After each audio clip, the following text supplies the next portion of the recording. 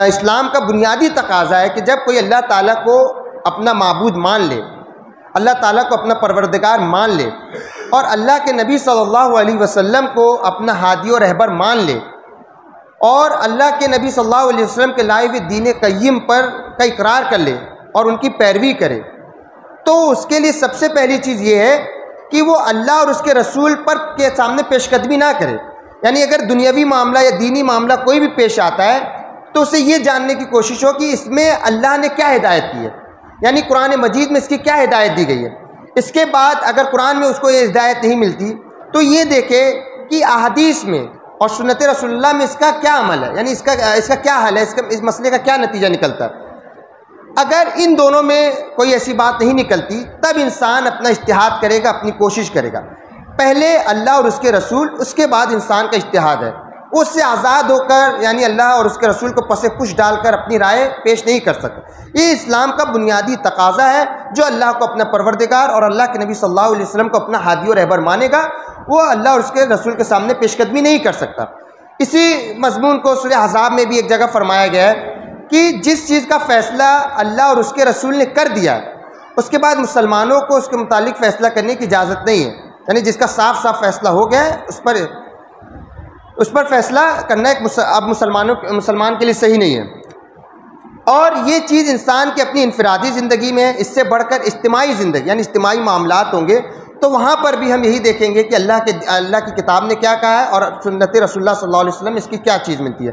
اور یہ اسلام کی بنیادی دفعہ ہے۔ اس سے نہ مسلمانوں کی عدالتیں، حکومتیں اس سے آزاد نہیں ہو سکتی۔ یعنی جب بھی مسلم حکومت قائم ہوگی، وہاں عدالتیں ہوں گی، تو اس میں جو اولین ماخذ قانون ہوگی وہ اللہ کی کتاب ہوگی، اس کے بعد سنت رسول، اس کے بعد انسان کا اپنا اجتہاد ہوگا۔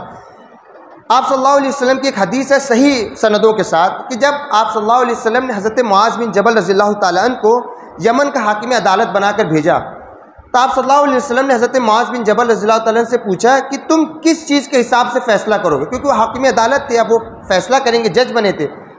تو انہوں نے کہا کہ جو اللہ کی کتاب یعنی قرآن کے مطابق میں فیصلے کروں گا۔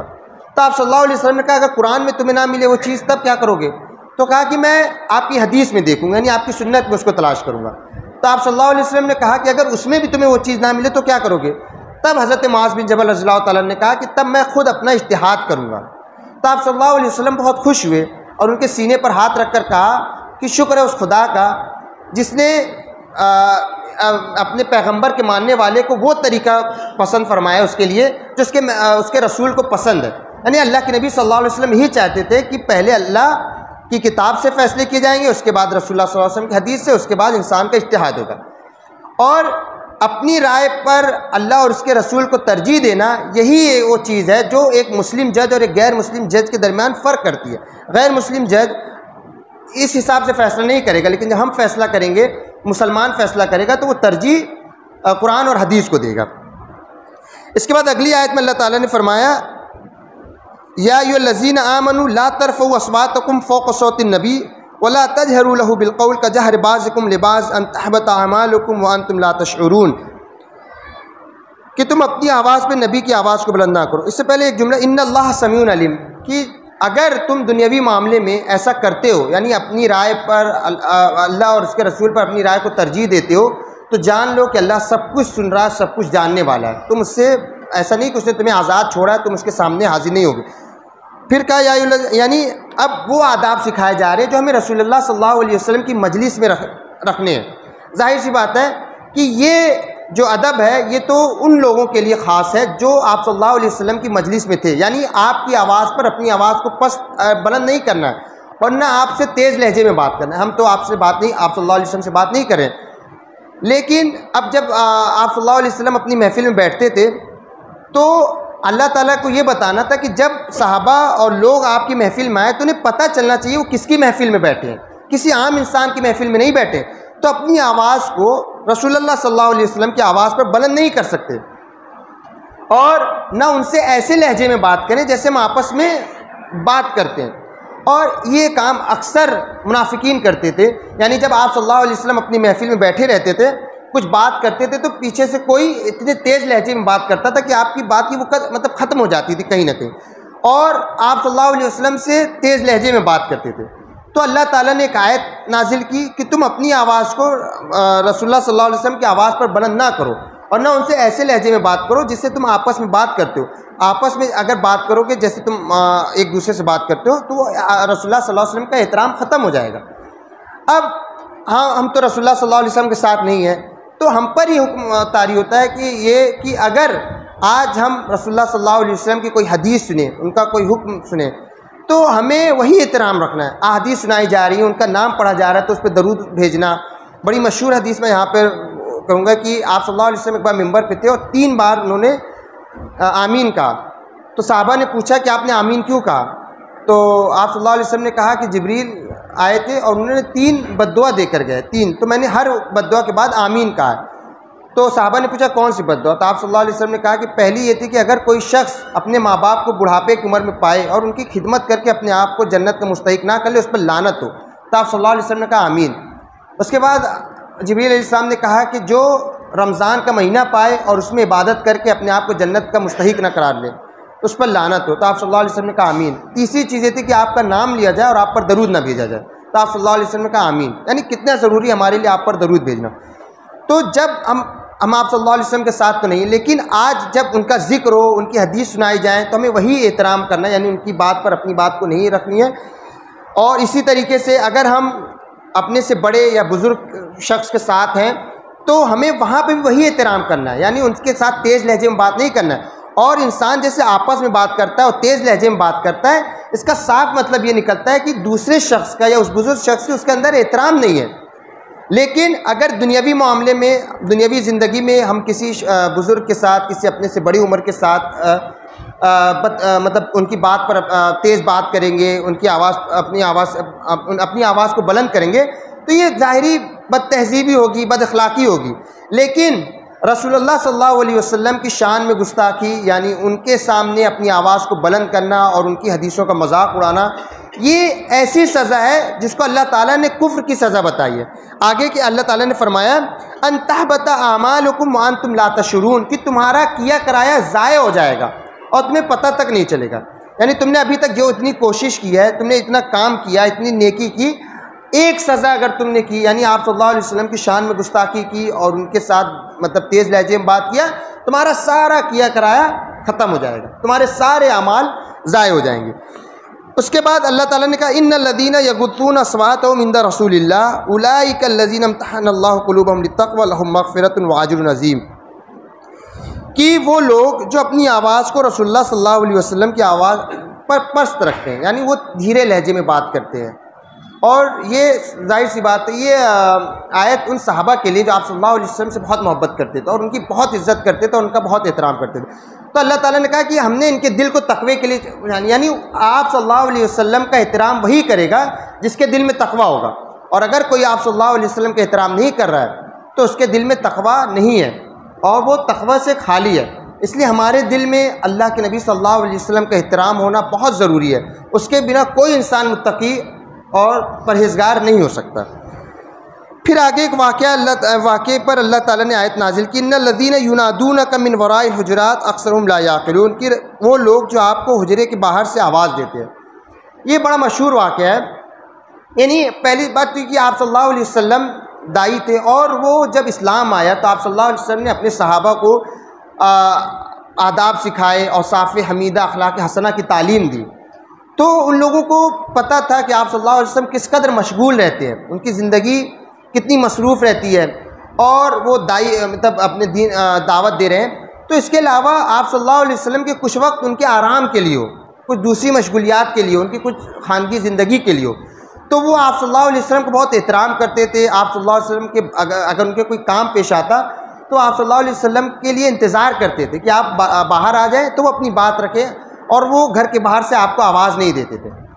لیکن اس سب کے باوجود عرب میں ظاہر سی بات ہے اسلام سے پہلے جہالت تھی, تو وہ ناشائستہ لوگ تھے جنہیں اخلاق حسنہ اور صاف حمیدہ کی تعلیم نہیں ملی تھی. تو کچھ ایسے لوگ بھی تھے جن کو یہ لگتا تھا کہ دین کا کام کرنے والے لوگ, دعوت دینے والے لوگوں کے لیے آرام نہیں ہے, وہ جب آئیں ان کے پاس تو انہیں تعلیم دینا ہے, انہیں بتانا ہے. تو ایسے کئی واقعات ہمیں ملتے ہیں حدیث میں کہ ہو چکے تھے, اور آپ صلی اللہ علیہ وسلم اس سے بہت پریشان تھے کہ وہ ازواج مطہرات کے حجرات کے باہر آ کے آپ صلی اللہ علیہ وسلم کو آواز دیتے تھے. اس سے آپ صلی اللہ علیہ وسلم کو، لیکن آپ صلی اللہ علیہ وسلم اپنی بردباری، اپنی طبعی حلم کی وجہ سے کبھی کچھ کہا نہیں، لیکن ان سے پتہ چلتا تھا کہ آپ صلی اللہ علیہ وسلم اس کو پسند نہیں کر رہے. بالآخر اللہ تعالیٰ نے ایک آیت نازل کی کہ جب نبی کریم صلی اللہ علیہ وسلم اپنے حجرے میں یعنی ازواج مطہرات کے حجرے میں کسی کو کوئی بھی کام پیش آئے تو وہ آپ کے باہر آنے کا انتظار کرے گا، کوئی آپ صلی اللہ علیہ وسلم کے حجرے کے باہر آپ صلی اللہ علیہ وسلم کو آواز نہیں دے گا. تو یہ بنی تمیم کے وفد آئے اور انہوں نے اسلام قبول کیا تھا، تو انہیں تعلیم حاصل کرنی تھی، تو اس طریقے سے آ کے آپ صلی اللہ علیہ وسلم کو آواز دینے لگے. اب اس سے ایک اور چیز کا پتہ چلتا ہے کہ جب ہم اب کسی کے گھر جائیں یا کہیں پہ بھی جائیں تو وہاں یہ شائستہ لوگوں کی علامت نہیں ہے کہ وہ اس کے گھر کے باہر جا کے آواز لگائیں، بلکہ کسی بچے کو، کسی چھوٹے کو گھر کے اندر بھیج دیں. اور جو بات چلانا یہ ایک مسلمان کی شائن شان نہیں کسی کے گھر کے باہر جانا، تو یہ اللہ تعالیٰ نے منع کیا. پھر آگے فرمایا وَلَوْ أَنَّهُمْ صَبَرُوا حَتَّى تَخْرُجَ إِلَيْهِمْ، اور اگر وہ صبر کرتے، یعنی جو آ کے آواز لگانے لگے آپ صلی اللہ علیہ وسلم کے حجرے کے باہر، اگر وہ صبر کرتے یہاں تک کہ آپ باہر نکل آئے ہوتے تو یہ ان کے لیے زیادہ بہتر تھا. واللہ غفور الرحیم. اور اللہ تعالیٰ نے آگے فرمایا کہ اب جو کچھ ہوا اس سے پہلے آپ کو اتنی تعلیم نہیں ملی تھی، آپ کو یہ ساری چیزیں نہیں پتہ تھی، اب آپ کا کام یہ ہے کہ آپ اب آئیں تو آپ صلی اللہ علیہ وسلم کا انتظار کریں، اور آپ صلی اللہ علیہ وسلم کا انتظار کریں اور آواز نہ لگائیں. اور اگر ایسا کچھ ہوا ہے تو اللہ تعالیٰ سے معافی مانگو، اللہ تعالیٰ رحم کرنے والا. یا ایھا الذین آمنوا ان جاءکم فاسق بنبأ فتبینوا ان تصیبوا قوما، اوپر آپ صلی اللہ علیہ وسلم اور اللہ تعالیٰ کے آداب کا ذکر تھا. اب ایک بہت اہم مسئلہ، ایک اور واقعے پر اللہ تعالیٰ نے یہ آیت نازل کی ہے کہ مسلمانوں اگر تمہارے پاس کوئی فاسق اہم خبر لے کر آئے. یہ واقعہ ہمیں روایات سے پتہ چلتا ہے کہ بنو مستلق کا ہے. اور فتح مکہ کے موقع پر جب ولید بن عتبہ ایمان لے آئے تھے تو آپ صلی اللہ علیہ وسلم نے بنی مستلق کے پاس حضرت ولید بن عتبہ کو بھیجا ہے کہ جا کر زکوٰۃ وصول کر کے لاؤ. تو ولید بن عتبہ گئے اور راستے میں کسی وجہ سے ڈر گئے اور واپس آ گئے، اور آپ صلی اللہ علیہ وسلم سے کہا کہ بنی مستلق نے زکوٰۃ دینے سے انکار کر دیا اور مجھے قتل کرنے کے خواہش مند ہو گئے. تو یہ مسلمانوں کو یہ چیز بہت ناپسند ہوئی کہ ایک انسان زکوٰۃ وصول کرنے گئے، آپ تو زکوٰۃ دینے کا انکار کر دیا، اور دوسری چیز کیا کہتے ہیں آپ ان کو قتل کرنے کا ارادہ رکھتے تھے. جب یہ آپ صلی اللہ علیہ وسلم کے سامنے ذکر ہوا تو صحابہ میں سے اکثر کئی صحابہ نے ذکر کیا ہم ان پر چڑھاوا کرتے ہیں، یعنی ان کے خلاف جہاد کرتے ہیں. اور کچھ روایت میں ملتا ہے کہ آپ صلی اللہ علیہ وسلم نے دستہ روانہ کر دیا تھا. اتنے میں جو بنو مستلق کے سردار تھے وہ آپ صلی اللہ علیہ وسلم کے سسر یعنی حضرت جویریہ رضی اللہ تعالیٰ عنہ کے والد تھے، وہ آ گئے اپنے وفد کے ساتھ اور انہوں نے بتایا کہ ایسی تو کوئی بات ہی نہیں ہوئی، ولید تو ہمارے یہاں آئے نہیں، اور یہ کہ ہم نے زکوٰۃ دینے سے انکار کر دیا اور ان کے قتل، ایسا کوئی واقعہ ہوا ہی نہیں. تو پتہ چلا کہ وہ حضرت جو ولید بن عتبہ تھے وہ جھوٹ بول رہے تھے اور وہ وہاں پہ پہنچے ہی نہیں تھے.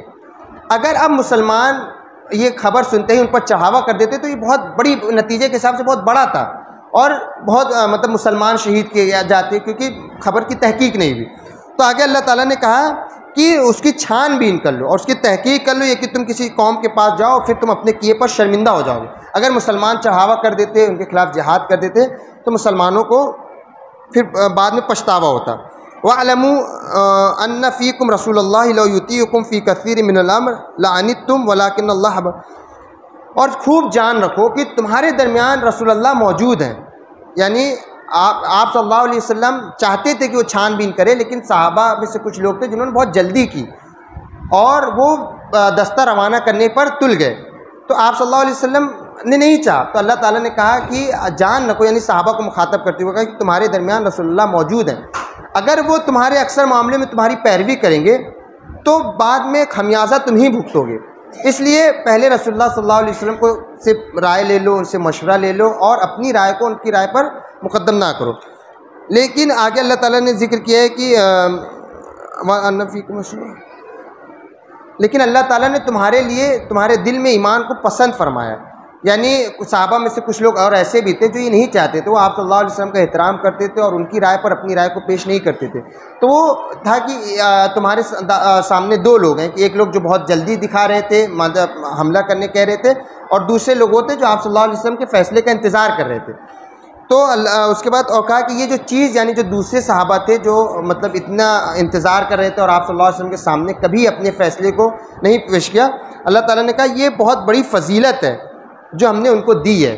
یعنی اللہ کے نبی صلی اللہ علیہ وسلم کا احترام کرنا اور ساری چیزیں سمجھنا، یہ بہت بڑی فضیلت اور بہت بڑی نعمت ہے جو اللہ تعالیٰ نے دی ہے. فضل من اللہ ونعم، اللہ اور اللہ جاننے والا اور حکمت والا ہے. یہ میں نے چند آیتوں کی آپ کے سامنے تفسیر کی. آگے اور ذکر ہے، یعنی وہ مسلمانوں کے درمیان لڑائی ہوگی تو کیا مسلمانوں کا رد عمل ہوگا اور ان معاشرتی بگاڑ پہ. تو ہمیں چاہیے یہ کہ ہم اللہ تعالیٰ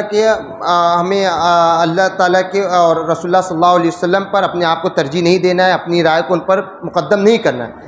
اسی طریقے سے آپ صلی اللہ علیہ وسلم سے خوب محبت کرنی ہے، ان کا احترام کرنا ہے، کیونکہ ان کا احترام نہ کرنا ہمارے اندر تقویٰ نہیں ہے. اور اگر ہم ان کی شان میں گستاخی کریں گے تو نعوذ باللہ ہمارا سارا کیا کرا پانی پھر جائے گا. آخر میں اللہ تعالیٰ سے دعا ہے کہ اللہ تعالیٰ ہمیں فکر و عمل کی توفیق بخشے. آمین.